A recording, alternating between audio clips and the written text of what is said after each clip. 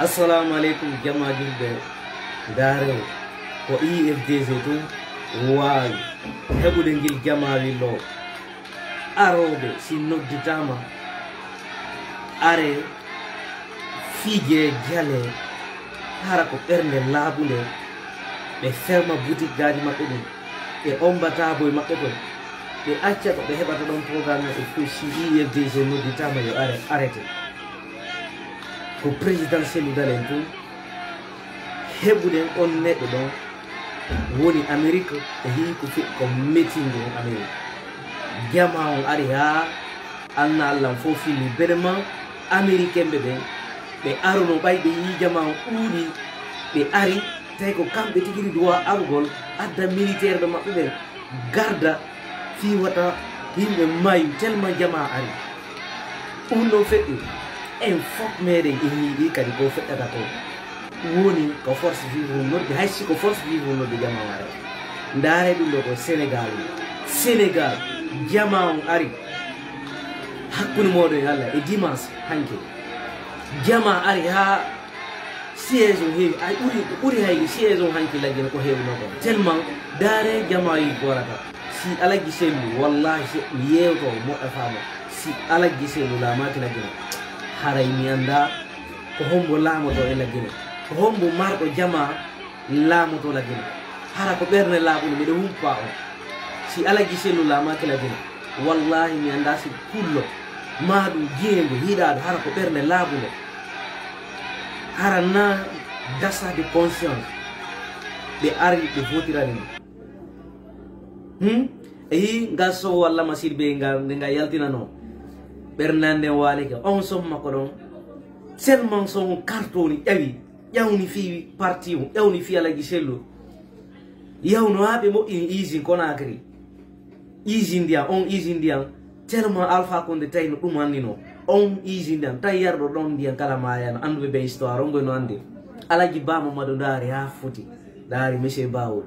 gawal o wonɗo paraparanade fena ɗo ena kanko woni 20 ans après avant 20 ans avant présidentiel dalen ka parti daari ɗo yimɓe buyi fewninoɓe cadre ɓe ni min ko alagui sellu mi hooli ɓe ƴetti parti on ɓe jonni alagui sellu mbeɗe tori on jeeji on wakkiloɗen en tant que hiɗon finde foofa jama laggene o ino hooli on no hoɗɗi ko on non tu wawata sansode laggene min kadi min fodeyayma ha mi maya ha mi awlo jungo ñama ngo mi yiwata ɓawo alagui sellu wallahi billah par ce que ala leader jo ko ɗum waɗi Mamadou Alpha Bari wiya souvent c'est président Cellou Dalein qui a fabriqué l'IFDG. L'IFDG n'avait pas la viande, l'IFDG n'avait pas le dos. Au alagui sellu fabriqué daare hande plus de 100 et quelques fédérations de l'IFDG et de radunal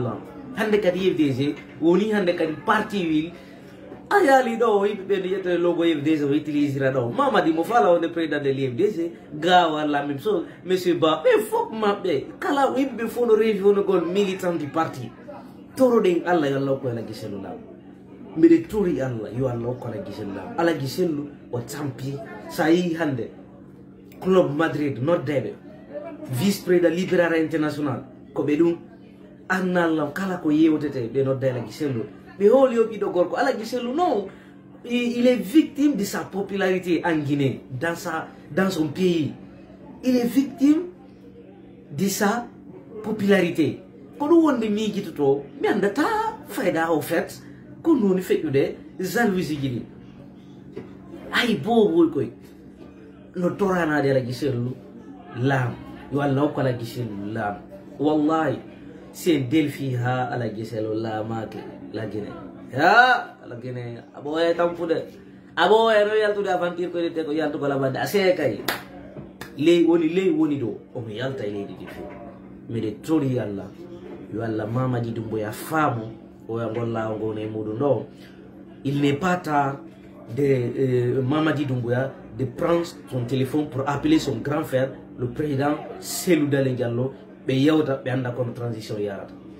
Cellou Dalein waɗi ka cote fille of Mamadi femme o heɓi tout possible fille fottugol e Mamadi ɓe jooɗo autour de la fille Mamadi femme Mamadi wondu be mako be no signal dem ni no ta tewto ta jabu yow kan hola